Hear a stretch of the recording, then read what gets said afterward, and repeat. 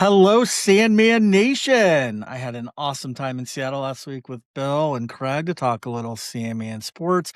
I'm so excited about the future of our company. Also, Bill taught me how to play craps at the local casino. And let's just say I'm really glad, Bill, that you have a day job. Dude, brutal, ugly. Pat, I think we may want to hit roulette instead when we're out in Vegas next year. All right. But boys, there's no chance or luck Not with good. this podcast. Simply a lot of fun and entertainment. So let's get into it because it is time to enter Sandman Sports. With me, as always, are the Sandman himself, Mr. Bill Sanders. Bill, great to see you again. Thank you for the hospitality in Seattle last week, and thank you for the endless rain.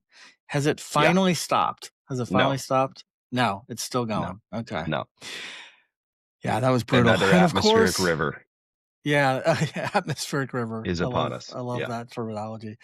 And of course, back with us, as always, is the man who makes PJ Fleck look like he belongs on the cover of GQ, the one and only Mr. Pat Collette. Now, boys, before we get into it, a little birdie told me it is someone's birthday today. Sandman, could it be? Is that true? One more candle on your cake? Yeah. 52 years young today, boys, as we record. 52. So thank you very much. You look great. Yeah. Wow. You look amazing. Yeah, dude. Thank you. 52. Besides the grainy webcam. Yeah. Yeah. We're both displaced today. We're doing the kitchen backsplash remodel. It's really going to tie the whole place together. The food's going to taste so much better now that we're going to have backsplash in our kitchen. Dude, backsplash is all the difference. It's a whole new world, and I can't wait. It is. So that's why I'm like, you are I'm in the going to basement. wake up tomorrow a different person. It's going to change our lives. I'm telling you. Yeah. Yes, it is. Oh, man. All right, boys. Well, let's jump right into the random questions of the day. Pat, you get to go first. And here is your questions. No porn star names today. Okay, Clint? You don't get to, Clint Benz. to do that today. Yeah. All right, here you go, Pat. If you could only live in one place for the rest of your life that has the word new in it, but you can never leave that place once you enter it, what place would you choose and why? It can be a city, a state, a country, whatever, just has to have the word new in it. All right, we'll come back to you in just a moment. Bill, all right, here you go.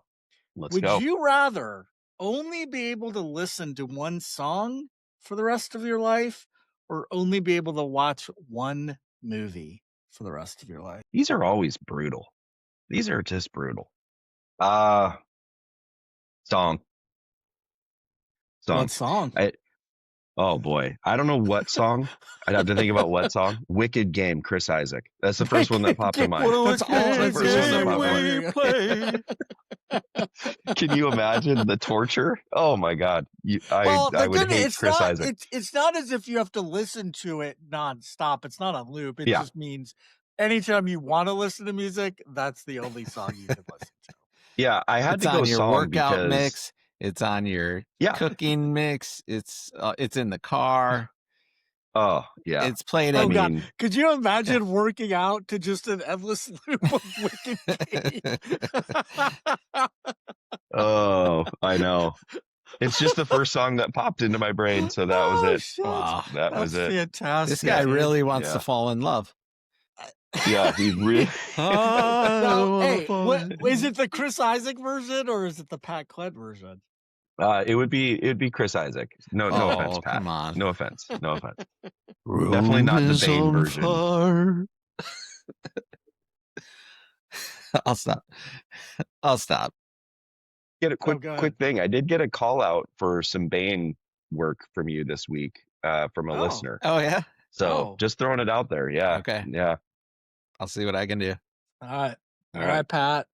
Any new location where you live in the rest of your life? I mean, it's between two places. Either New York, I've never been, and there's a lot going on, so I wouldn't get bored. It's always busy. There's something I can see new every day. So, yeah, let's go New York. Never been. New York? Yeah. What was your second choice? Well, there's a town in northern Minnesota called New London, and it's got beautiful iron lakes, the crystal clear waters. Okay. I figure it's just beautiful country up there. I could spend my life on a lake. Yeah. That would, Yeah. yeah. But I I would might get have to bored. I seriously would get bored. consider New Zealand, dude. I think New Oh, Zealand New might be, Zealand. Shit. That's change order. yeah. Or I guess I could have even allowed you could have said New England and just like roamed around that entire, what is that, 13 state area? I don't know Oh how yeah. many states is considered Oh, New the England, I It's guess. region a of New England. loophole. There's some Mhm. loopholes Yeah. here. Yeah. It's a You know, loophole. Yeah, I don't think I'd choose New Mexico. It's not No, my favorite definitely place, but not New Jersey. there's a few places out there. Oh God. Oh God. No. New Hampshire. I, New Hampshire's I nice. was New thinking Hampshire's nice. Newcastle. Go over Newcastle. to Got Europe. I don't know. New Is Halem, there like a Washington. New is Guinea. there a New Guinea? Yeah. Is there a New Guinea? Yeah. Yeah, I don't think I'd want to live there, but yeah. Okay. Old Guinea. Is French New Guinea? Yeah. Is that the same as New Papua Guinea? New Guinea, I French New think. Guinea? Yeah. Papua New Guinea. Papua Yeah. New Guinea. There's a lot of New Guineas. Yeah. Yeah. Well, boys, I think it's interesting that Pat randomly got a question with the word new in it, because we have extremely exciting news to share regarding our website today. By the time you listen to this, our fully revamped site should be up and running with a brand new look and feel, better navigation, and incredible scores and standing functionality. So not only can you find all the great content you've become accustomed to, but take us on the go with our mobile app, be able to check any score, any game update, any stats in real time. It's constantly updated. Seriously, I could not be more excited about this rollout. Just massive kudos to Craig Phelan, our other CME partner, the absolute brains and talent behind all of our tech and web stuff. He's been working long and hard on this upgrade. It's going to be awesome. So be sure to check us out at cmnsports.com. And like I said, if you have an iPhone, also be sure to download our app at the App Store if you haven't already. We're hoping the Android version will be updated and ready soon as well. But you can still, even if you have an Android phone, you can still get our mobile app. You can still check out our website through mobile, but you just can't get the app quite yet.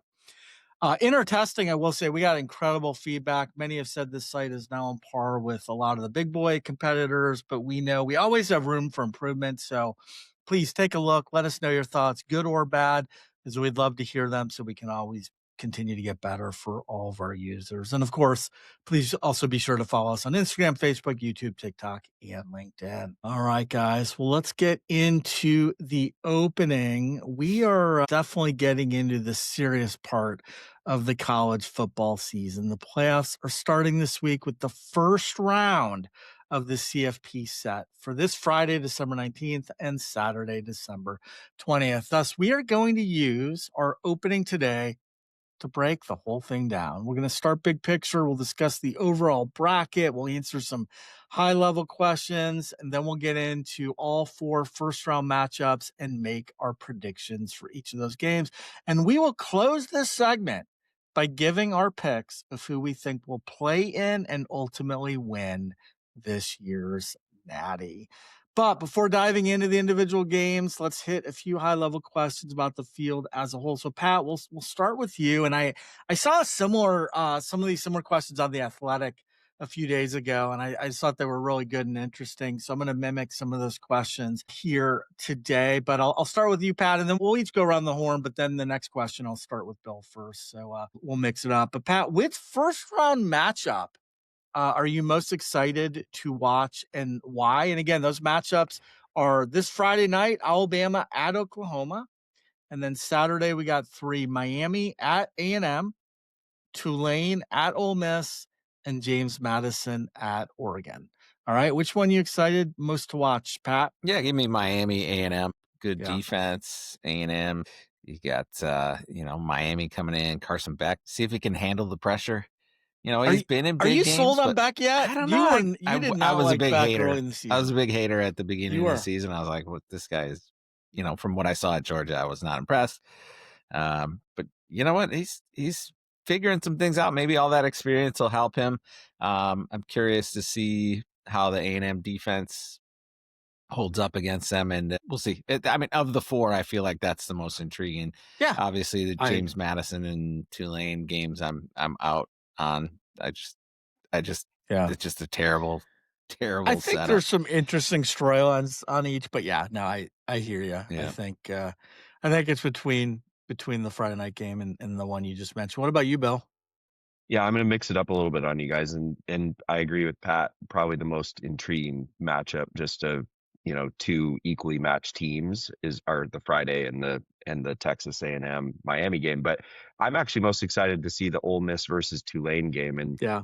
and it all boils down to the lane noise. Yeah. Just it's always really interesting to see how the kids will react to that. How Pete Golding, I think, is the interim coach. Just he's going to have the defense fired up and ready to go, and I'm just really interested to see how this one plays out in Oxford. Ultimately, I think it's going to be a blowout. I think Ole Miss Yeah. destroys Tulane, but I'm excited to see that one. And I have them in college football teams draft pool, so I'm Okay. anxiously hoping that Ole Miss can get a dub for me. Yeah. Yeah, I'm with you. I'm actually very interested in that game. That would be like a 1B for me. I went with the Miami A&M game too, Pat. I think I'm just fascinated by this game. I don't know what's going to happen. I think both are Yeah. really good teams. I think both could be scary for the entire playoff. I wouldn't be surprised if either one of these teams ran the table. I really wouldn't. The resumes are both pretty strong. It's at Kyle Field, which is always a fun place to see a game. Tight, close line. This one really could go either way, and I'm excited to see it. But I do think that delayed Ole Miss game, just for exactly what you just said, I have no idea how Ole Miss is going to come out without Kiffin, and I'll talk a little bit more about that when we break down that actual game too. All right, Bill, let's go to you on this one. Which team in the entire field do you think has received the most favorable draw? Yeah, I went with Oregon. Okay. I Here's why. They get a cakewalk in round one. I mean, I think we all think well, maybe I don't know what you guys actually think about that Yeah. round one game against James Madison, but I think they win that game big. And then as much as I like Texas Tech, I actually think that they're probably the most unproven of the top four seeds. They play in the Big 12, which is arguably the weakest conference of the teams that made the top four. And their defense is great. They have a ton of great players. They had a great season. But I just think that Oregon is better and likely advances through those first two rounds. Obviously, then they get Indiana if seeds hold, and that will be a really tough draw. But they're going to have to beat Indiana or Ohio State or at some Yeah. point probably. So to me, that was the most favorable draw in the Yeah. field. Yeah. So I actually think the committee got it right here, and I actually think it's Indiana. They have the bye, then they will get to play either Alabama or Oklahoma in the Rose Bowl. And while those are both blue bloods and intimidating names, both of those teams have real flaws, and I don't think IU will have too much of an issue in either of those. Then they get either Oregon or Texas Tech. They've already Yeah. beaten Oregon once by 10 at Autzen, so they know them, they can beat them. The Tech game, I think, could be interesting because I actually think those teams are very similar. I could see the Red Raiders giving the Hoosiers a challenge, but kind of to what you were alluding to, Bill, there is no easy path here. Hell, this No. is the CFP. But in terms of easiest, I actually do like IU's draw the best. I think the committee got it right, giving them the number one seed, especially when you compare the rest of the field in their path. So, what about you, Pat? I went with Georgia. I Yeah. figured Okay. kind of. I mean, Yeah. other end of the bracket, I see them. They're playing Tulane or Ole Miss in the second round. Yeah. I don't think Yeah. either of those teams will really give them much of a scare. So They already beat Ole Miss once, yeah, I think, right? yeah. So Yeah. Yeah. Yeah. I can't argue against that. All right. Well, I will take the next one here. Which team received the least favorable draw of all 12? Guys, I think Ohio State got jobbed here. They're going to have to play either Texas A&M or Miami in the Cotton Bowl in Dallas. Can you imagine the Aggie fans Mm. showing up for that if they end up winning there this weekend? Like I said earlier, I think both of those teams are so dangerous, either one. And I think either one could give the Buckeyes some trouble. Both are very balanced on each side of the ball, and defensively, especially. I think Miami is could just cause some havoc there. So, and even if Ohio State does survive that one, they then have to play Georgia, and that would be just such an epic matchup. But I think Georgia is He's very good this season. I think they're being overlooked. So again, everyone has some sort of difficult path to the championship game, but I think OSU's is probably the toughest. Pat, what say you? I went with A&M just because same side of that draw. They got to go through Miami and then Ohio State, and then if they beat them, they got to beat Georgia. And I just don't think those are three. That's a gauntlet right there. That's gonna be a hard. That's gonna be a hard gauntlet. That's so. So I would fade A&M. Fade A&M. Yeah, just for that reason. Which sucks because, you know, if they had taken care of business in Texas, they would be having a bye right now, I think. So yeah. Had to hold serve there. I went with Texas Tech, guys. You know, like I just said, I think they likely facing Oregon, and then they're going to face Indiana. And if Eric had my 1B in terms of most favorable draw, which was Indiana, I think Indiana is the best team in the field, and they proved it all season. And so, you know, you got to beat Oregon, and then you got to go beat Indiana. Boy, tough. So I went with the Red Raiders. Yeah. Good. All right, Pat. So which team without a bye, so one of the 8 teams playing this weekend, do you think has the best path to winning the national title? Oregon. You got JMU, then Texas Tech, and Indiana. I mean, those Indiana's, you know, they're okay. You shut your mouth. Still not a believer. There's still bets on the line. I'm not sure you're gonna be a believer if they win the whole freaking thing. I know. Dude. I don't know why. There's just something about Indiana. Maybe it's just because it's just so foreign to say. It's hard to get. It's so weird. Wrap your mind around it. It's been so rapid, and it's hard, dude. No, I get it. What about you, Bill? Yeah, I went with Oregon. I'm guessing you for did. me. Yeah. I just don't. I had a hard time picking anyone a close second, to be honest, in this one. So me too. It's a 3-pat. It's a 3-pat. I mean, we know they're going to crush JMU, barely break a sweat there. Then they play Texas Tech in the Orange Bowl. And while I said Tech is awesome on both sides of the ball, and they could even be the favorite in that game, but I think it'll be close, and I think the Ducks can win that one. And then if they do, they do have to play number 1 Indiana, and Indiana did beat them by 10 at home. But that game was pretty close into the fourth quarter. They are familiar with them. It's a conference foe. So I could see Oregon flipping the script and walking out there with the win. I don't think that will happen. But if we are comparing all the teams that play this weekend with the best chance, I do think they have the best chance to make it all the way. All right, Bill. This one's for you. Who is one player you think could emerge as a breakout star during the CFP, or just one player you're really excited to kind of see how they do here? Yeah, I went a little off the grid with this one. I don't know if you guys will know this name, but Oregon's tight end Kenyon Sadiq is just an absolute beast. And he's been dinged up. He had 8 touchdowns.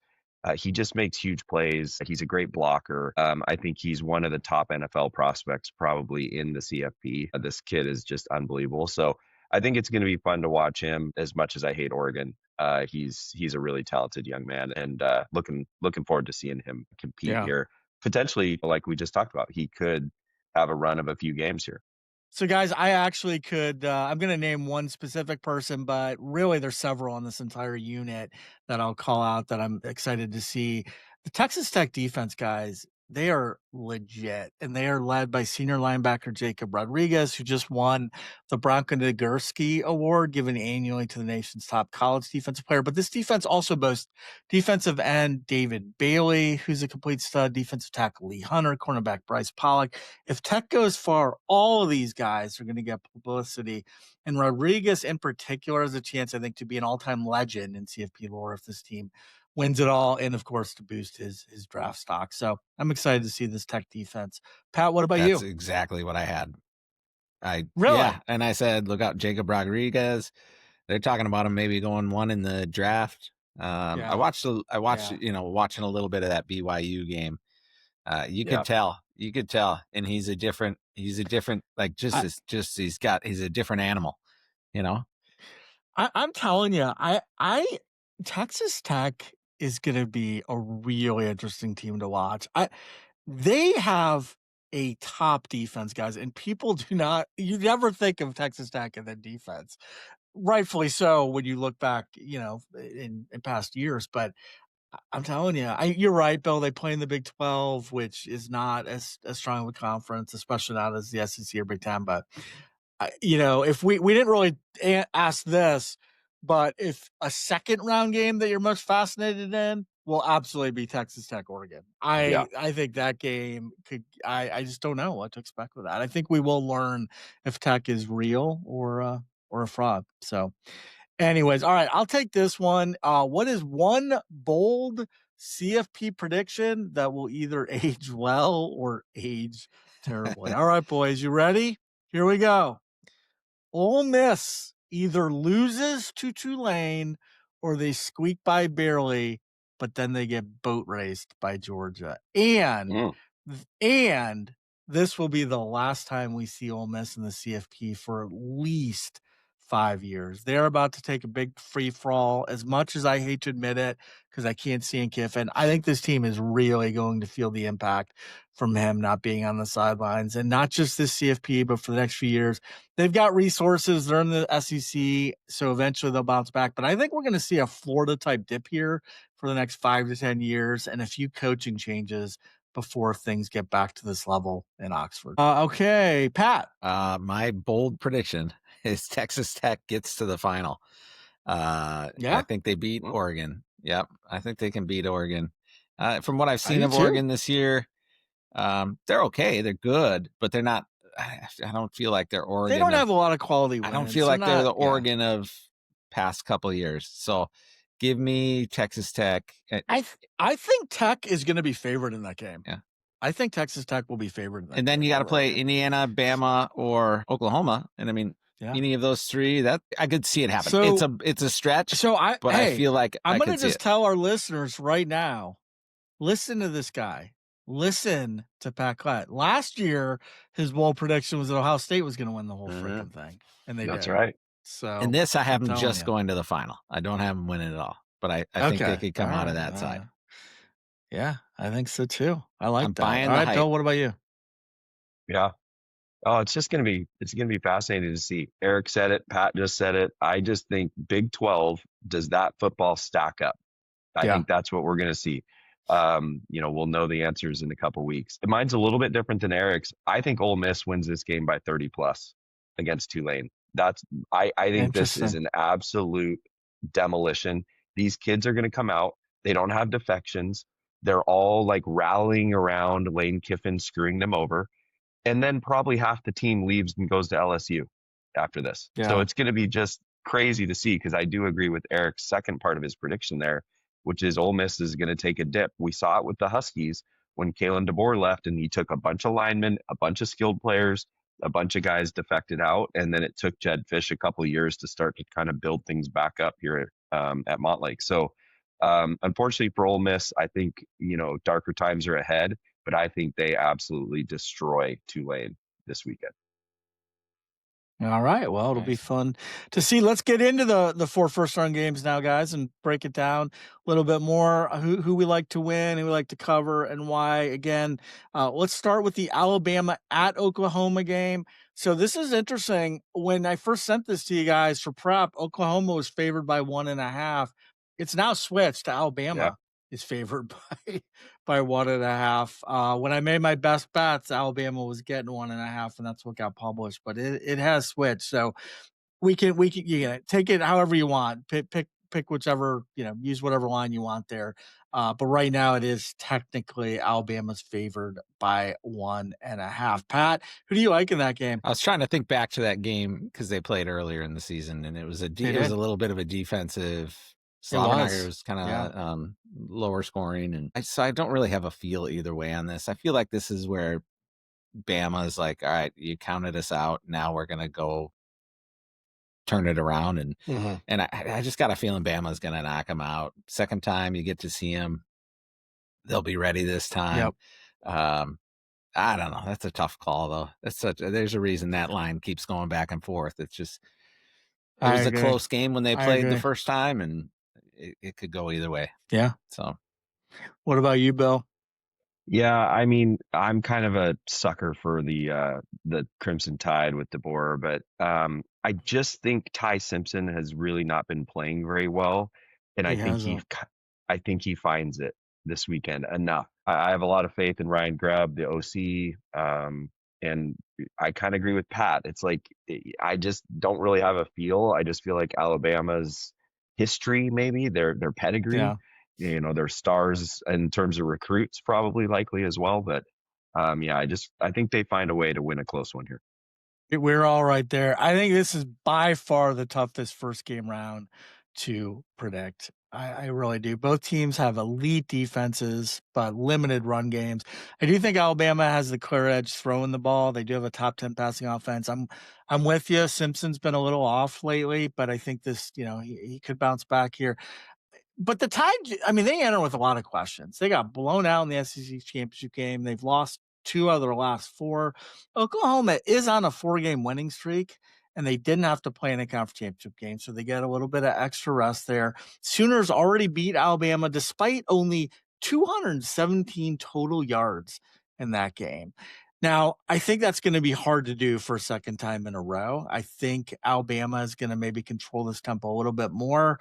I think Bakir doesn't have a special performance with both his arms and leg. Then I think Alabama is the more disciplined team here. I think they can force some turnovers and they probably have the edge overall. So I'm going to go with Alabama, but I think it's definitely my least confident pick. Yeah. Well, All all three of right, us picked the Bill. road team too. Yeah, Yeah, I know. hit I me. know. Bill, why don't you lead us off on this one? Miami at A&M. Who do you like there? Boy, it's tough. I just can't get the stink of the Texas game out of my head with Texas A&M. I don't know what it is. I know they had a good season. I like Mike Elko. I think they're talented, but I just keep getting back to Miami on this one for some reason. And what did we? Is it at plus 3.5? Is Yeah, that 3.5. yeah Yeah, 3.5. the Yeah, line? yeah. That hook just would bug me if I was betting this game, and I think I gotta take the points 3.5 with Yeah. Miami. This is gonna be a close game. I think this is gonna definitely come down to the wire. I can go next on this one. Yeah, now this is my most anticipated matchup of the first round. To me, guys, I wrote about this as I broke down the CFP 4 games. We just published this as well.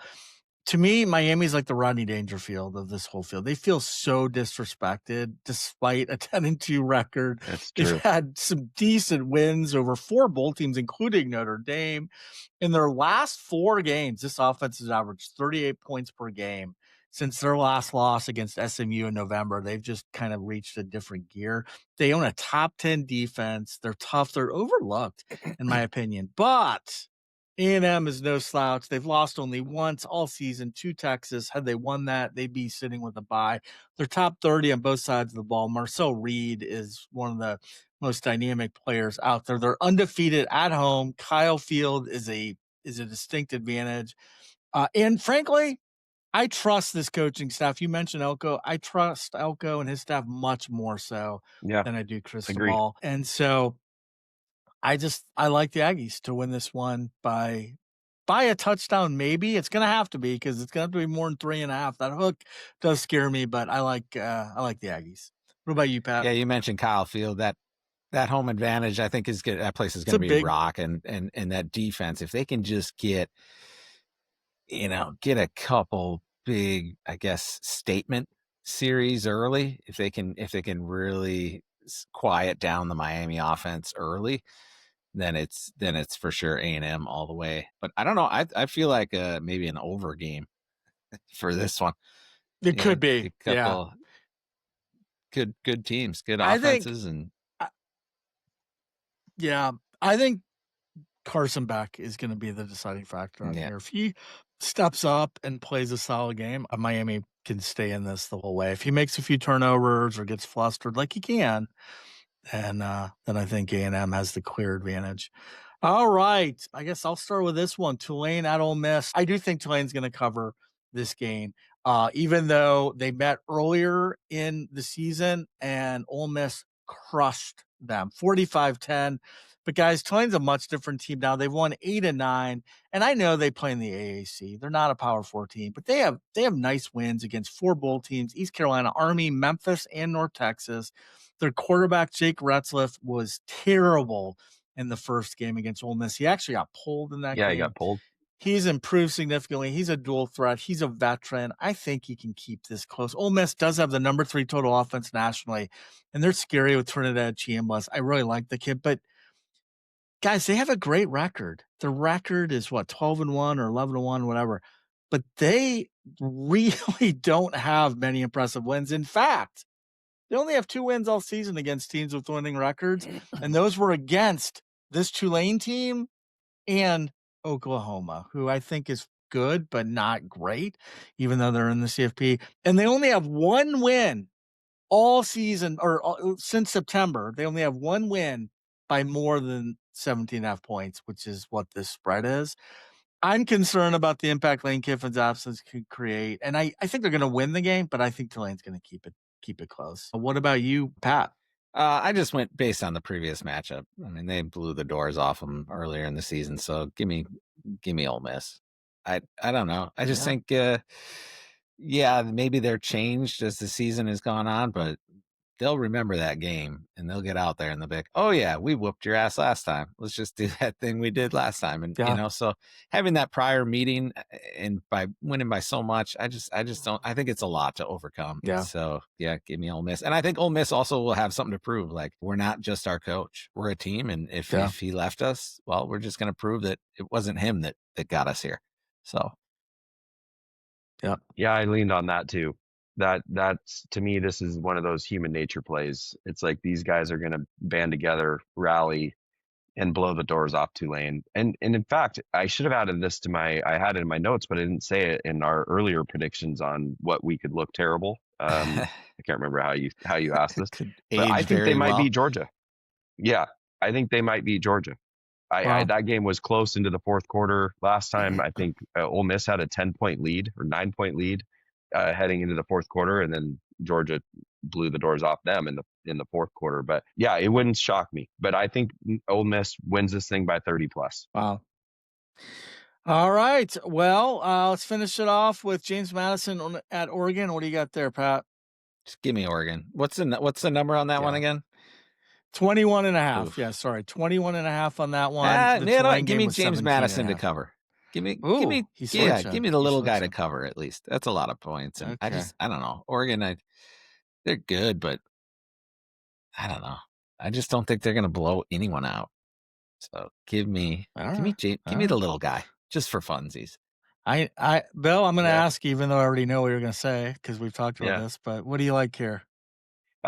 Oregon minus $1 million. I'd take Oregon. Me too. Yeah, me too. I think this one is doors blown off JMU. I don't see them hanging. I don't see them hanging all day. Yeah. I'm with you. They have 2 wins against teams with winning records all year. They're not anywhere in the same stratosphere as Oregon. I mean, the Ducks, what a massive step up in competition here. They average 36 points a game. Their defense ranks 2nd nationally in yards allowed. Their defense is good. I expect a lot of pressure and turnovers. Dan Lanning is not going to let his team overlook anyone. Awesome at night for a playoff game. Are you kidding me? Nightmare time for the Dukes. The Ducks roll in this one. All right, finally, boys, what is your prediction for the national title game matchup and who wins it? Pat. Similar to last year, Ohio State's rolling in with a recent loss, and things are looking iffy. They're going to turn it around. Ohio State beats Texas Tech in the final. Ooh, okay. I'm going to pick. I like it. Because I can't pick Indiana now at this point. I'm not going to be like, I like Indiana all of a sudden. You can't so do I it. I gotta stick with it and go with Texas Tech versus Ohio State. Ohio State, rolling. Texas Tech. Mm-hmm. All right. What about you, Bill? Yeah, as much as I think Oregon might get on a little hot streak here, I think we got a different Big Ten final. We have Indiana and Ohio State. I'm taking Indiana. I'm a believer in Curt Cignetti, and I just think this team is special. By the way, did you guys see the Heisman thing? Maybe we'll talk about that later. Oh, we'll talk about that. Okay. All right. I'm gonna just I'll pause that. But give me Indiana, natty champs. Pretty cool story. All right, gents. I am going with my Fighting Signettis to match up against the Georgia Bulldogs. And this one is so tough for me because I really want Indiana to win, but I actually think the Bulldogs find a way to pull out. This team has been incredible. Wow. They've been unsung all year long. I feel like nobody ever really talks about them as a true threat, yet they just keep showing up and winning. Kirby's the best coach in the land. Sorry, Sigs, but he is, and they have more talent, and they've been there before. They won't be rattled. The dream season ends with a bit of a thud for our beloved Hoosiers, and the Bulldogs win yet another natty to take home to Athens. All right, we got gentlemen. 3 different picks. Three different picks. We do. Should be interesting to see. But Indiana's in 2 of them. So, I mean, we would have been thrown into a sanitarium if we had mentioned or predicted that 2 years ago. Are you kidding me? They were, if this tells any story in our college football teams draft, Indiana was drafted in the 3rd round. And that's after how they did last teams. year. Yeah, and that's how they did last year, and still no faith. I mean, I didn't think Eric, we both passed on them a couple times. I know, a couple times. No, I never thought they were going to be like this. Yeah. Crazy. So, all right, guys. Well, let's get into the rest of the show. We'll do Nailed It for week 15 in just a moment. Then our hot takes, then Still Cold Locks time. Pat's heating up, guys. Watch out. Woo! And then we'll wrap up the show with the top 5 where we get to bitch and complain. So, basically our favorite type of top 5. Can't wait for that. And of course, we'll have plenty of fun and shenanigans along the way, including Pat ranking his favorite desktop printers of all time. There may already be some controversy, though, because I heard a rumor he's leaving the Epson 4700 Jet off his list. Please say it ain't so, Pat. All right, gentlemen, it is time for the segment Sweeping America. It is time for Nailed It.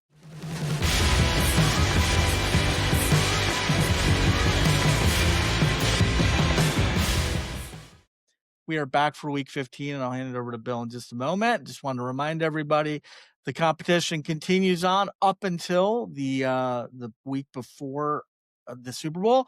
Go to sandmansports.com for more information and see how you can win a free trip to Las Vegas. Congrats to our week 14 winner, longtime Sandman Nation guy and fellow Sandman legend, Ken Wintermote. Nice to see you. Nice, Kenny. Join the winners list, buddy. Good job. And for updated standings, oh my gosh, Bierman. What a week. I don't know what the hell I was doing. I had a terrible week. I have put myself in a huge hole to climb out of. I got the donut hole for my awful picks, but Pat lit it up. 4 points. Bill had 2. So that means we have a tie now for first place with Bill and Pat both at 35. I still have a fighting chance, I suppose, but I'm way behind at 29, so I got to start plenty of time. Hot. I got to start getting hot right now. All right, Bill, take it away. Yeah, great week from Pat there. Four. He didn't even have there's no nailed it's in there, and so he just got 4 points out of 5 questions. Pretty impressive. All right, episode 70 questions. Here we go. You guys aren't smart. Yeah, that's true. Yeah. I think I am tied for first place with you. So I don't know. We'll see here. Tons of great college football games this weekend. Nobody's probably expecting me to ask about the FCS semifinal between 13-1 Montana and 12-2 Montana State. The Bobcats of Montana State won the first matchup a few weeks ago, 31-28. How many total points will be scored in this one? All right, Sanders 49, Bierman 51. Pat 67. All right. Question number 2. A&M hosts the Canes, who are plus 3.5. No Lane hosts Tulane. See what I just did there, boys? No, look at that. Clever. Yeah. They host them in Oxford, and the Duckies host the Dukes in Autzen. We already talked about the lines. Plus 3.5 or 17.5 and 21.5. What will be the largest margin of victory in these 3 first round CFP games? So remember, the Friday game is not in this question. Okay, we're not doing Friday. Klett 35, Sanders 37, Bierman 30. All right, we put a little squeeze on Klett there. All right, question number 3. I don't think, and not sure many people would have predicted that the Bears would have the better record on December 20th in their matchup with the Packers. The Packers are 1.5-point favorites on the road at Soldier Field. In this crucial matchup in the NFC North, how many total turnovers will there be in the cold in Chicago? Sanders 3, Platt 4, Bierman 5. Okay, nice. No turnovers. 5. Question number 4. Speaking of the cold in Chicago, as the weather turns all over the country, there are a few games right at or below 40 total points this weekend in the NFL. Counting all the Saturday and Sunday games only, how many games will finish at or below 40 total points? So how many There were games are those? three games that had lines of 40 or less. But how many games total are there Oh. on Saturday and Sunday? Yeah, let me give you So it'd be 16. 14. No, It's 15. 14. 14. It'd be 14. Oh yeah, Thursday, Monday. Is it? Yeah, Okay. yeah. Not Thursday and not Monday. And there's Not 16 games. Thursday and not Monday. Correct. Yeah. Okay. So say that. So there's 14 games. Yep. And out of those 14, 3 had lines of 40 or less total points. So the question is, how many games will finish with 40 or less total points? Platt 4, Bierman 4, Sanders 5. All right. Last but not least, question number 5. Old Man Rivers will be behind center for the Colts on Monday Night Football against the Niners. The guy almost beat my beloved Seahawks last week, even with what could appropriately be described as a noodle arm. I don't know if you guys watch this guy throw the it's football. terrible. It's oh terrible. my God. What will be the difference in passing yards between the 44-year-old Phillip Rivers and the 25-year-old Brock Purdy? Difference in passing yards. Platt 140, Bierman 130, Sanders 188. Oh, okay. I went way high. Yeah. All right. Wow. Good luck. Jesus. I just watched that guy play football for 60 minutes. He was awful. No, he's awful. Yeah. No, And he'll be somehow lucky to they get feel 100. like He'll be lucky to get 100 yards, but I mean, that Purdy getting 300 is a lot. But yeah, it could happen. it is a lot. Could Yeah, happen. it's a lot. All right. Well, nice job, guys. Let's get into hot takes. That's right. It's time for CMN Sports Hot Takes, brought to you by Double Take Salsa. Double Take is not your average salsa, gentlemen. It is craft salsa and hot sauce made with fresh, high-quality ingredients and built on the philosophy of flavor first, heat second. Every jar is packed with bold flavor that keeps you dipping. Then comes the heat that makes you do exactly what the name promises, that good old double take. If you love salsa or consider yourself an aficionado, you must try this product. Discover why Double Take is the best craft salsa at doubletakesalsa.com and check them out on Facebook and Instagram. All right, Pat, you know what time it is. Hot takes. Hot take time. Hot take time. Yeah, you'll probably, I mean, baby. I don't have my salsas here because I'm in the basement today, but if I was, you'd notice the aces and eights is gone now because I used that last night on my chicken fajitas. Right. Man, Oh, that's a best. game changer. Those fajitas were, normally my fajitas are, they're okay. They're not great. They were good. It's the aces and eights is solid. that is the best. Love it. Yeah, hot takes. Look, not a ton for me today. I'm kind of in my winter hibernation mode. I haven't showered in 2 days. So Eric's so angry with me. Yeah, I'm not. All That's the the time. least surprising news I've All heard. the No, time. dude, it's easy, dude. When you work from home, dude, it's easy to just Man, put sweatpants I'm like, on. it's too cold to Just muddle shower. through. Anyway, Yeah, I put up the Manning jersey today behind me because yesterday's ManningCast, I hadn't watched a ManningCast in a while, but last night Michael Keaton was so bad. He's such an awful guest. I don't know if you guys saw this. They would ask him, like Batman. yeah, I didn't yes, see it. yeah. So they'd ask him questions, and he would be like, "Wait, hold on," and you'd see him watching the game, like he had a ton of money on it. Like they'd ask him, and then so Eli and Peyton are sitting there just like waiting for him to answer. And he's like, "Ooh, wait, hold on, watch this play." Like he's got like his fantasy guy going, and he's got to watch this play or something. Anyway, he couldn't focus on the game and the question. He had to focus on the game, and he couldn't answer the questions they asked, and it was it was embarrassing. It was like he had tons of money on the game, and if he lost, that was it for him, and he had to do another. That was he would it. have to do another Batman movie or something. But anyway, the whole time Eli and Peyton are like, this is not going on. It's kind of like Eric watching me stumble through my top fives. Yeah, I was gonna It's say a similar, I can relate to the similar Manning brothers. feel. Look, Eli and Peyton are two of the most likable guys, but same old brother ribbing back and forth, and it's just like, I don't know. I think I'm done with the ManningCast. It had a good run. Same old back and forth jokes about older brother I being mean to agree. younger I stopped brother, watching a and while ago. it was refreshing for a while. But I think I'm going to go back to a traditional broadcast going forward. They've had some interesting guests. I think there was one. Who was it? Like, I feel like the Ted Lasso guy was like. I'm pretty sure he was hammered. So like they bring it, Jason they roll Sudeikis? the dice when they bring these guests on, and it's a lot of like, what? No, you go, but oh, me, I talk. Sorry, and then they answer the question. What was the question again? And so it gets it gets to be a tough watch after a while. So I'm. It had a good run, but I'm out. That's it for hot takes today. Mild takes. All right, Love man. What do you got, Bill? Well, I still love the ManningCast, so I'm going to throw that out there. But I did not watch last night, so I didn't get to see Batman stumble. But last night, the reason I did not watch ManningCast was because I was at the Mount Si soccer banquet, and it was just I'll be brief, but it's so cool to see a room full of 3 teams that all won their conference state championship for varsity, see the parents that supported them all season, and know that you had the smallest bit of impact on some of these young ladies is really, really humbling and cool.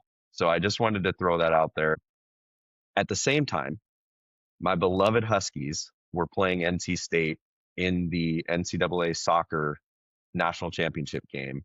And I think you guys have heard me talk about this guy, Zach Ramsey, who is a family friend out here in Fall City. We watch his older brother play. We watch him play his whole life. He's a mentor and one of Will's idols in terms of soccer players. My youngest son, Will.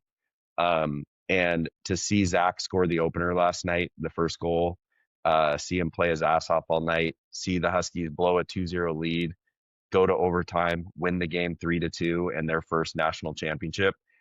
I don't even know. Obviously, football's the big sport on the block everywhere, but you guys know how much I love the sport and my Huskies. And I've followed these men's and women's teams the last 20 plus years religiously. And to see them finally get over the hump and win a national championship, and with the kid that we grew up just loving watching this guy play, it was so cool.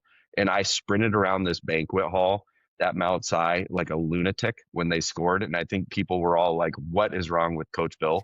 Like he is absolutely lost his mind. Things. And then, and then the call, the Huskies winning goal in overtime went to VAR, went to the video review. And I had taken off my sweatshirt, threw on my Mount Si sweatshirt.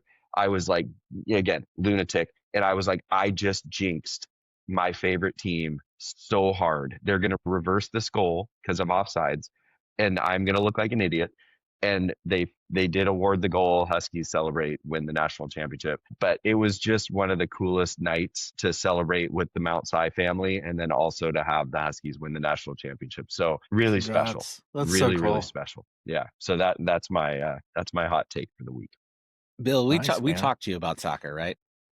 We Yeah, mentioned it you guys before, have right? you guys have talked. Right.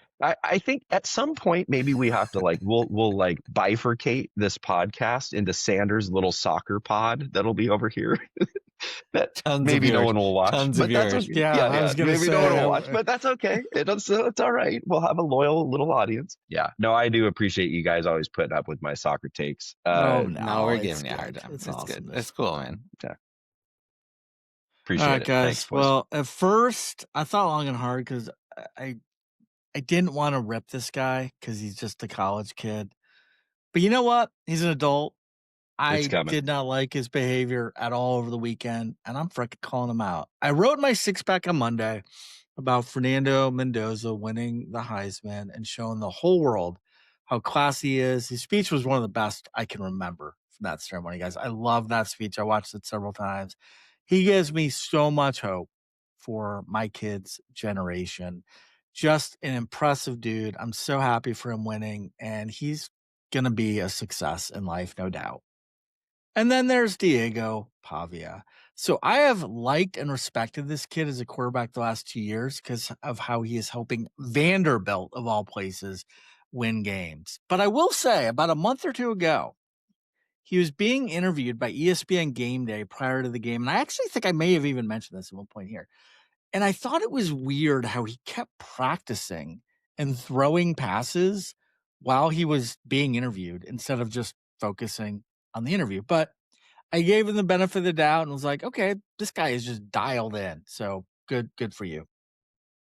But after seeing his behavior before and after the Heisman ceremony this past weekend, I just don't think this guy has any social skills or knows how to act in a professional manner at all.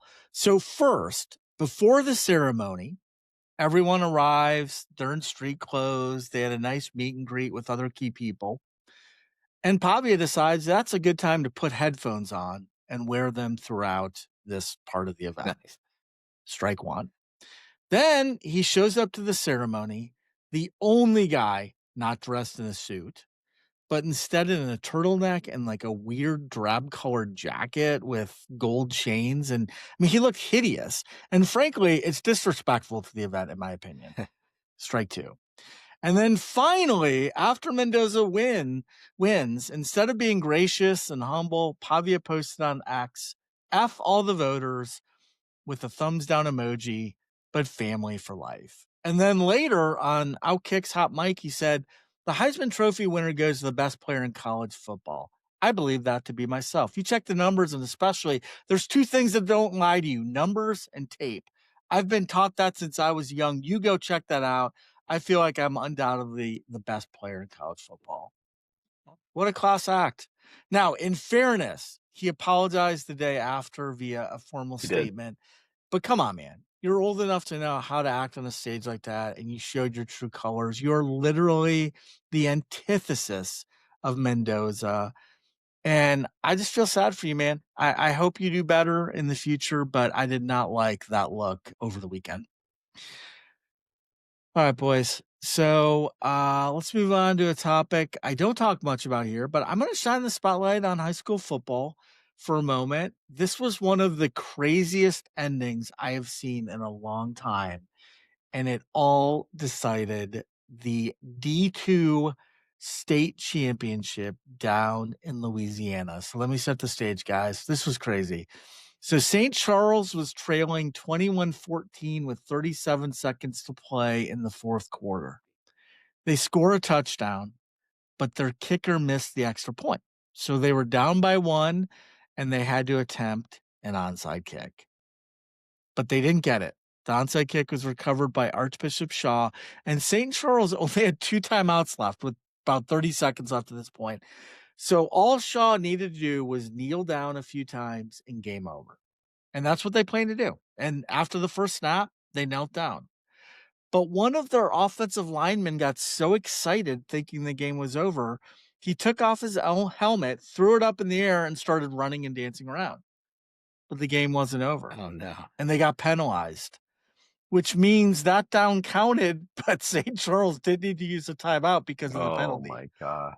So now it's second down, and they have 2 timeouts left with, again, about 30 seconds left. It gets to fourth down, and Archbishop Shaw now has to punt. But the punt is blocked, and St. Charles recovers it within field goal range. As time expired, the same kicker who missed the extra point just a few minutes earlier and must have felt sick got one more chance, and this time he nailed it. Wow. St. Charles 23, Archbishop Shaw 21. My heart goes out to that lineman who made that penalty, and I'm sure is just feeling awful today. But come on, guys, if you play sports, you have to know better. You have to know the rules, and you have to know the game isn't over until it says 0 time left on that scoreboard. We see mistakes similar to this, not just high school, college, pro. It drives me wild. So Yeah. I feel bad for him and I feel bad for his teammates, but I am happy for the kicker, and I'm happy that the team that didn't give up persevered and won despite the longest of odds. So I thought that was kind of cool. I wonder if the guy who threw his helmet also missed an assignment on the block punt. I mean, what a Oh horrible. God, I hope not. Oh God, Oh my that goodness. was not called And then they out, or I find didn't out he's see Oh, got it. money on the game. He's like, Yeah. jeez. yeah. Oh, wow, Oh my Eric. gosh. That's a Yeah, crazy it ending. was. I caught that. I saw that on some site, and I was like, "That's just crazy." So yeah, Bad beat for had all to the share that Archbishop here. Shaw betters. Bad Yeah. beat. Bad So beat. much high school betting. Yeah. All right, boys. Well, Oh, let's now get into our Stone Cold Lock segment. Not a good week overall. Bill, you went 0-3, buddy. yeah, You're I'm trending. terrible. You're trending in the wrong direction here. I Yeah. didn't do. I had my third straight 1-2 week. And Pat, nice job, buddy. You went 2-1. So now our season records, Bill, you're 24-23. Ooh, Pat, you're 23-25, and I'm 21-24-3. So we're all within striking distance of the lead here, but none of us are really doing great here. But hey, we got no. another chance here to get some momentum. So Pat, lead us All off. right. Give me Rams Seahawks is a pick 'em currently. Yeah. And although it All is right. in Seattle, Seattle offense has been a little lackluster. Bill will probably agree with me on that. And Sam Darnold Yep. will have flashbacks to last year's Rams playoff loss. And I just don't think I think it'll be low scoring and good Rams offense without Devontae Adams versus good Seattle D. Rams have tight ends that can make up for the Adams loss, and this could be the lock of the millennia for me. So give me Rams in a pick 'em. If you're gonna say pick 'em, I'm gonna Yeah. take the team that just put up 40 some points and looks great even without Adams. We destroyed our Eric and I's Detroit bet last week in Stone Cold Locks as well. Yeah, Pat. I went with the Rams. I had it at +1.5, but I don't know if that's So changed. I'm gonna just spoil all the drama there. This might be the first time this has ever happened, but definitely this year. We have a 3-Pat. We have Yeah. a 3-Pat. I'm taking the I have it at -1.5, and I just checked it, and it's Rams Okay. -1.5 is Oh, what we're Rams are gonna go with. favored now. Rams I'll are Oh, still take okay. favored it. by I'd 1.5. still take it. Yeah. Yeah, When I did I'm taking it. when I did my Yeah. absolutely. Yeah, I would take that too. I just when I did my research, they were getting it at 1.5, and I wrote in my notes, I don't know how you have the Seahawks favored in this game. Wrong team favored. Yeah. So yeah, No, it's I that just line checked. I'm adjusted. looking at DraftKings. Yeah. I just checked 2 places. It's -1.5 at both. So, and that's what on my best bets. That's what I used as well. Yeah, I just eh, the wrong Rams team they rank favored. second in the NFL in yards and points. Their defense isn't elite, but they have held 5 opponents to 10 points or fewer. Seattle guys, Bill, I know you love your Seahawks. Their defense is great. They're 4th Yeah, overall. defense is really good. They're a little more vulnerable to the pass, which I think the Rams can take advantage of. But honestly, when I looked at this, Seattle's resume is not all that good. I mean, they only have 4 wins all season versus teams over 500. They had not beaten a winning team since October 20th before they barely beat the Colts with a 44-year-old quarterback who hadn't played in nearly 5 years. In the Yeah, first matchup, now Seattle did control the tempo then, which I think is good for them. But the Rams escaped 21-19. Pat, you said exactly what I think is going to happen though. This is the game where Darnold just kind of just wilts under pressure. I think we see a big clunker for him where he implodes. I do expect a higher scoring game than the first meeting on this one. And I don't think the Rams are going to blow them out, but I do think they win by at least a field goal here. So agreed. 3-pack. Wow. All right. Second one. I have Patriots getting 3.5 against the Ravens. I think the Ravens are overvalued in Vegas all year long, and Patriots looked great in the first half of last week's game. They just got Buffalo billed in the second half. yeah. You know, that's what Josh Allen and Buffalo does. So take that out of the equation. I think there's no way they should be getting points against the Ravens, who are just so. That was a weird line. I stayed away from it because it's so weird, but I'm with you, man. I mean, seems like the Patriots should cover, especially the hook is nice. Yeah. So, Yeah, what about that you, was Bill? on my honorables. Yeah, I went with Oregon minus 21.5 against the Dukes. Oregon by 50. This game's just an absolute Yeah. blowout. I stayed away from that. That is one of my I have 4 out of 5 footballs on my because I pick every bowl game, so I don't do, like, necessarily best bets, but I do confidence rankings. I'm pretty confident in that one, but since I talked about that one earlier, I didn't throw that one on here. But I'm going with the Eagles minus 6.5 at Washington. The Eagles are one of the most inconsistent, maddening teams in the NFL. They started 4-0, then they lost 2, then they won 4, then they lost 3 straight. I definitely have some concerns offensively with this team, and the biggest mystery to me is what is going on with Saquon. It's not Jalen. Jalen's been kind of strange too, but Saquon just they cannot unleash this guy. But Yeah. I do think Washington's the perfect opponent to fix that. Commanders are nowhere near the same team as last year. Before beating the Giants, they had lost 8 straight. And listen to this, 5 of those losses were by 21 or more points. Their defense is downright awful. They're second worst overall, third worst against the run. So that's where I think Barkley could get a heavy workload. I think the Eagles defense is going to overwhelm Mariota. I think it's going to be a lower scoring game, actually, pretty physical, and the Eagles have flaws, but I think they're clearly superior here, and they win by at least a touchdown. So Eagles minus 6.5. All right, All right, Pat. Raiders versus Houston plus 14 was the last number I saw. Raiders got blown out last Yep. week, but teams that get blown out are coming back and covering spreads the following week, according to my imaginary friends. So I will listen to the voices in my head and say that 14 points in the NFL is just too much. So Yeah, that's a lot. It's a It lot. is. So I was struggling to pick my third game because I liked a bunch this week.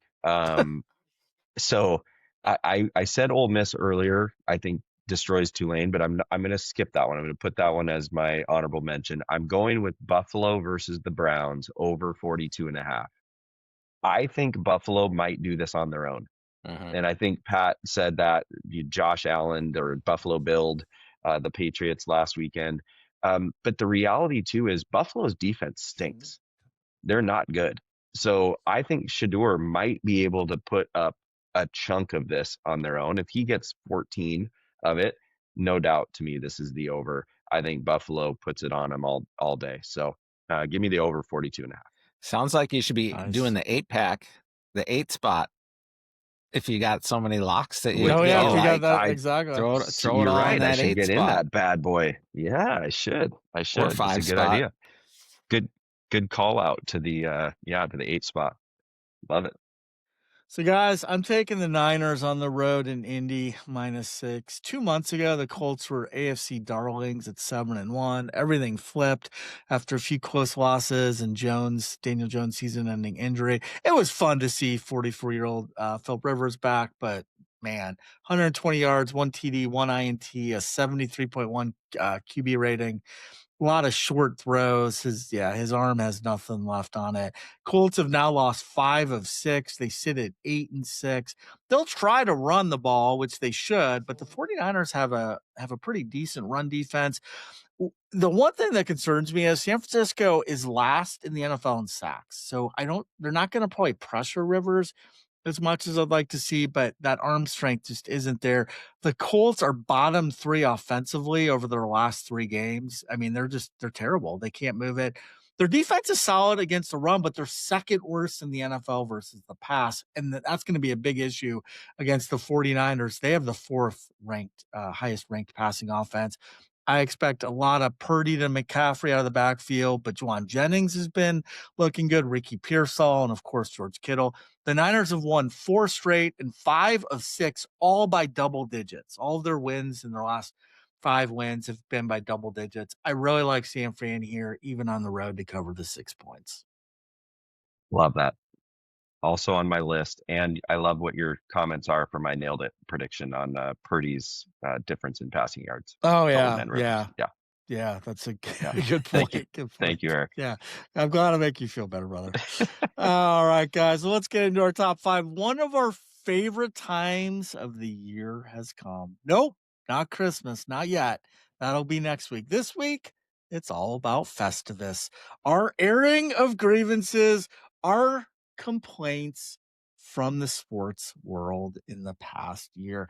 This can be bitching about anything sports related for any reason, people, games, rules, decisions, whatever. I just want you to be angry about something, guys, and let's share it out. All right, Pat, start us off with number 5 and 4. Oh, does anyone have an aluminum pole by any chance? Do we have that we can throw up here?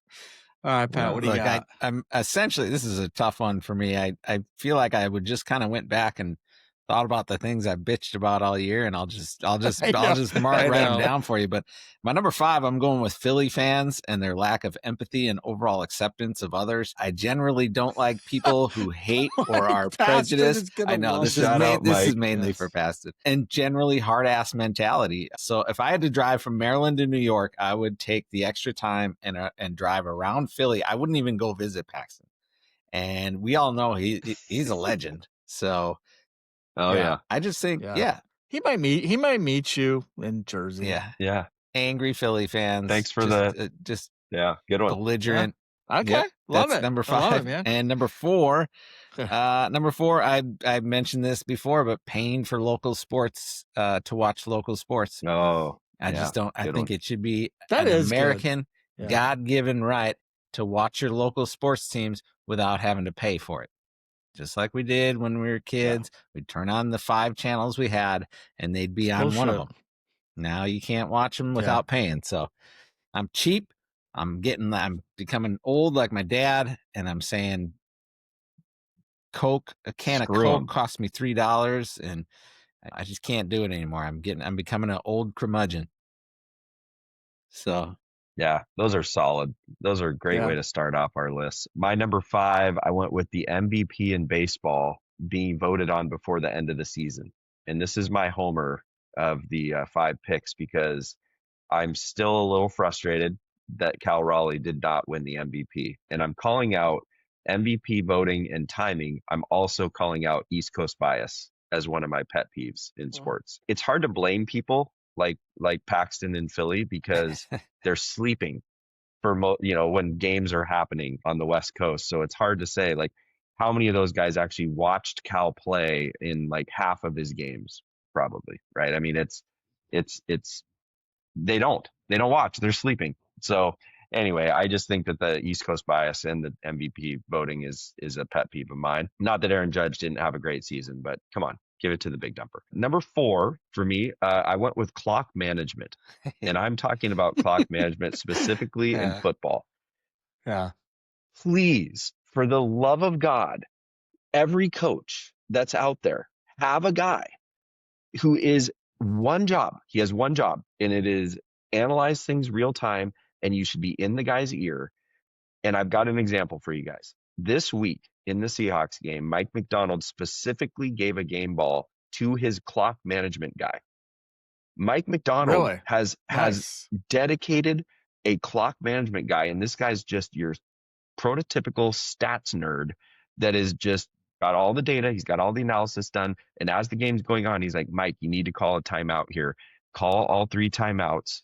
When Indianapolis kicks this field goal, if they do, that will leave us around 50 seconds that we should have to get the ball back.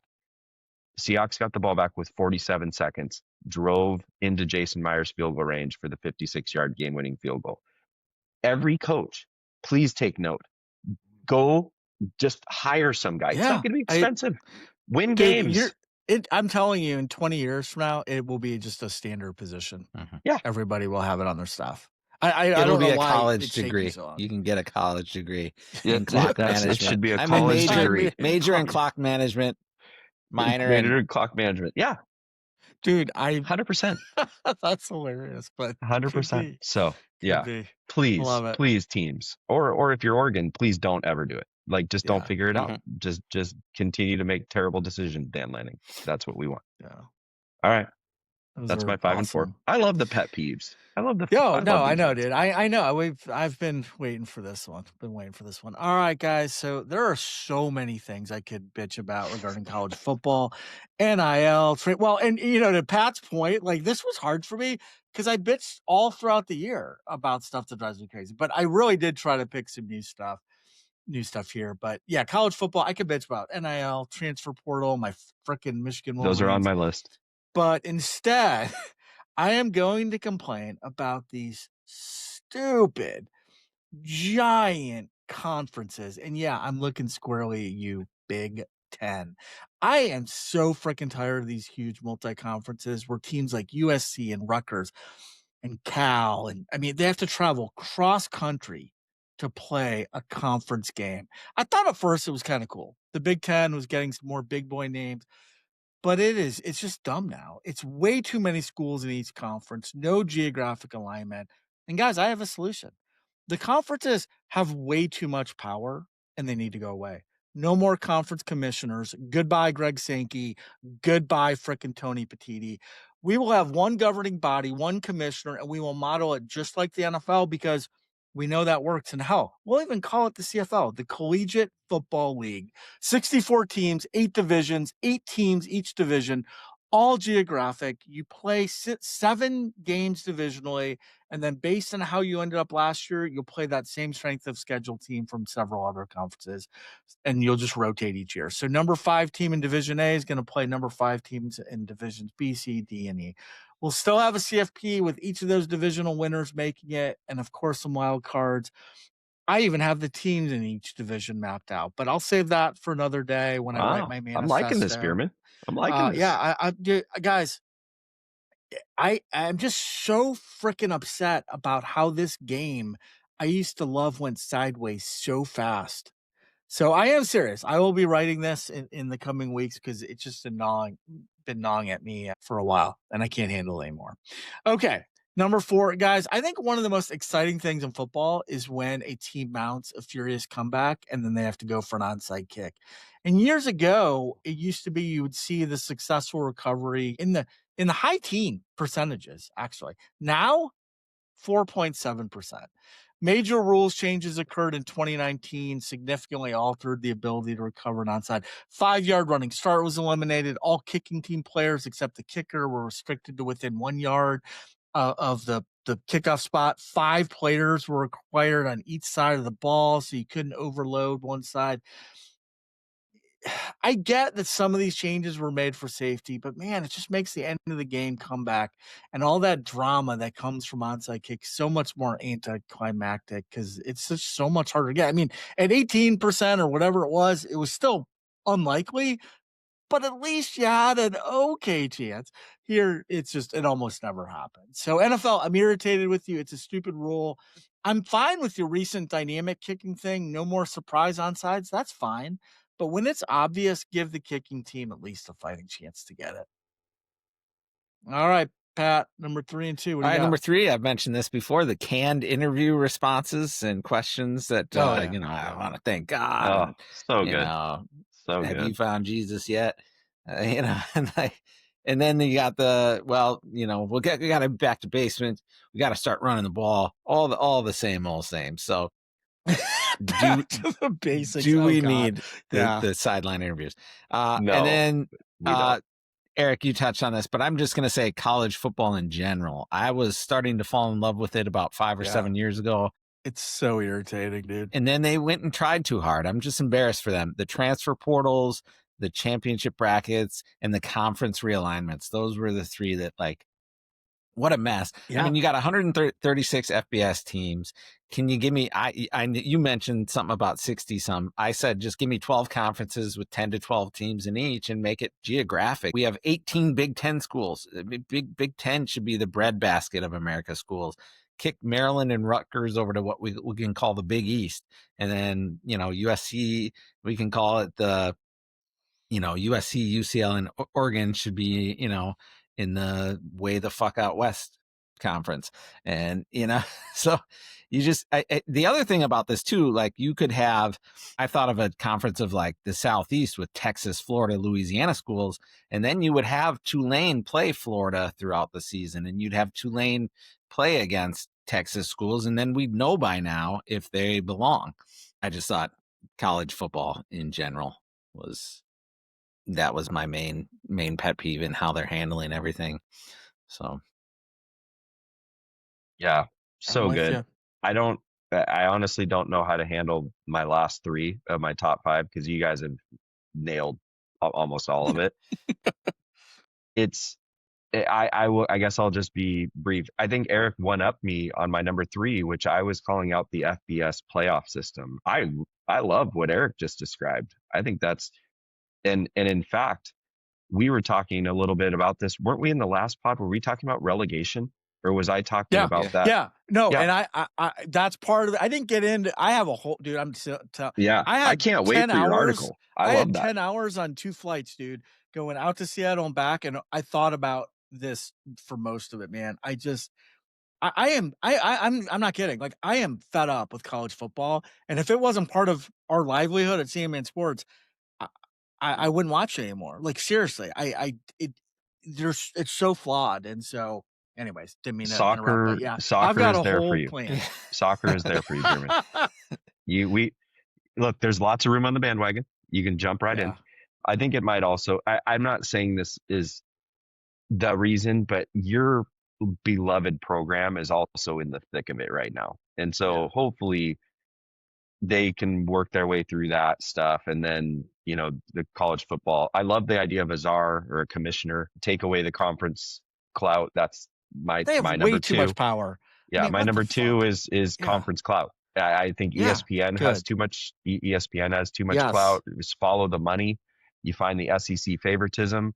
I think again Notre Dame was a little bit of a victim. I thought in that same scenario, just picking the 12 teams. The one thing I was going to throw out there for my number 3 though is just maybe an alternate to Eric's idea, and this is not new, but I love the way that the FCS does it. They have 24 teams. The top 8 teams get buys, and then the next 16 teams play, and you just have, what is that, a Yeah. 4 more rounds. Yeah. And it's just every year they have the best teams They playing in do the have finals. And they're really competitive games, and you get 24 teams in. I don't know. I like that concept as well. But Eric, I love the concept you're throwing out there. Love it. Well, I'll put some pen and paper on it, and we can we'll publish it, and then we can talk more about it. But Yeah, I got a love whole it. plan with relegation, with the group of 5 teams. They're not going to win. They're not winning it anyway. So put them in their own division. I'm not saying FCS. Make a separate division. But anyways, Yeah, we'll get yeah. to that. So, all right, guys, my number 3. So, guys, I go to a lot of sporting events, and I have got to air this grievance. It's been on my mind for some time now, and it always resurfaces when I have to pee. Yes, that's right. In today's day and age of fancy stadiums and club suites and $20 beers and sushi at the concession stands, for the love of God, can we please have individual urinals for every man who needs to pee? Do we seriously need Get a the little trough-style stage fright. peeing bins The in trough. every The single trough. bathroom? I mean, I don't need to be shoulder to shoulder with 2 other drunk idiots with our you-know-what's hanging out. All I want to do is pee in peace and get back to the beer. Buddy in college who used to go up to those troughs, and you know how like little kids will drop like their pants all the way down to go pee? Yeah. He Oh, would. no. Did he do that? Oh, no. Did he do that? He'd just go, boom, all the way down to Dude. his ankles. Dude. Classic. Oh my God. I don't need my own stall, but I would like a urinal with like some sort of divider there. I mean, come on. We live in a society, people. Mhm. We're civilized. I don't think I'm You asking got people for a lot. behind you. You got people All right, left guys. and right. You feel Yeah. like this is, man, Yeah. I mean, good Lord. so much pressure. I mean, could you imagine women doing that? They wouldn't just frickin' put out like bins for women to squat down and go. It's barbaric. It's barbaric. Okay. So guys, do you remember Pat White, quarterback for West Virginia Yeah. when Rich Rod was there, and Steve Slayton was there during that time? So guys, he started and I'll get to my grievance in just a minute, but I have to set it up. So he started a quarterback all 4 years. He went 35-8. He won 2 Big East titles. He had his team ranked top 10 3 of those years. He finished 4th in Heisman voting in 2007. He took them to 4 straight bowl games and won all 4 of those bowl games, including the Sugar Bowl against Georgia and the Fiesta Bowl against Oklahoma. He was the first quarterback in college football history to win 4 bowl games as a starter, and he rushed for over 4,000 career yards. He kind of helped change the way we view quarterbacks with all that dual threat stuff. And Vince Young did as well. But along with Vince Young, I mean, he was kind of Lamar Jackson 10 years before Lamar Jackson came to college. All right, here's my rant. I recently found out that Pat White is not in the NCAA Hall of Fame, College Football Hall of Fame, and probably won't ever be with the current rules because he was never an NCAA All-American. And that is one of the rules to be inducted. First team All-American. I get Hall of Fames need baseline criteria, and I've been to the College Football Hall of Fame in Atlanta. It's awesome. I would highly recommend it. But if Pat White isn't in the College Football Hall of Fame, something is seriously broken. They need a special voters selection committee or something to allow those one-offs to get in, because he's truly one of the best college quarterbacks from that decade. And to not be in the Hall of Fame that claims to celebrate the game he played and excelled in is nothing short of a travesty. And I have a problem with that. So that's my number 2. All right. What's your number 1, Pat? Yeah, I went with Live and PGA still. It's still these kids, they got to figure it out. It makes me sad and then really mad and not so much glad. I hope it's just a fad. If they get back together, that would be rad. Nice. Keep going. Yeah. That's all I got. Well sad. Yeah. And I mean, go ahead, Pat. Well, I mean, what else do you say? It's just like, it's more, you can tell I'm just deflated as a fan. Like, is this still going to be a thing? Yeah, it needs to go away. It needs to go away. Yeah, 2, Pat. That's my number 1. Oh, wow. Oh, yeah. Wow. Yeah, Pat nailed it. I didn't talk about NIL or transfer portal. And you didn't rhyme. You didn't put together a limerick. I did not have any rhyme. No. I did not have any rhyme. That was well done. It's more heartbreaking for me, but I guess the pet peeve is that they don't care about the fans. They just don't. They just don't care about us. I mean, if they did, they would figure it out. They would just say, like, look, we want the best players to be on one tour playing in the same events. We can figure this out. We all have zillions of dollars, and they could make it happen, but they just don't want it. Pride or whatever the reasons, and it's super frustrating. So as I've gotten older, I think golf has become more and more popular in my sports fandom. And it's just a shame that I don't get to see these guys that I loved watching, the Cam Smiths, the John Rahms. Mm-hmm. Brooks and DJ. Tyrrell Hatton. Yep, Tyrrell Hatton. Yeah. So it's just a shame, and that's my number 1 pet peeve as well. Well, guys, my number 1 could put at risk of this podcast getting published today. Brooke is not going to like this. Brooke is not going to like this one. And guys, I like Josh Heupel, but 2025 was yet just one more reminder how Tennessee is a freaking fraud. And Vols fans need to stop acting like they are a blue blood or a top tier program.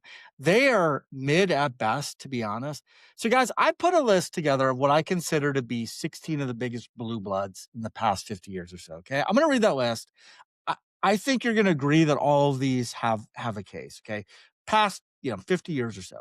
Ohio State, Oklahoma, Georgia, Clemson, LSU, USC, Texas, Michigan, Notre Dame, Florida, I threw in there, Penn State, Auburn, Nebraska, Florida State, and Tennessee. I would argue you would agree Auburn, all of those. I would argue Auburn is not.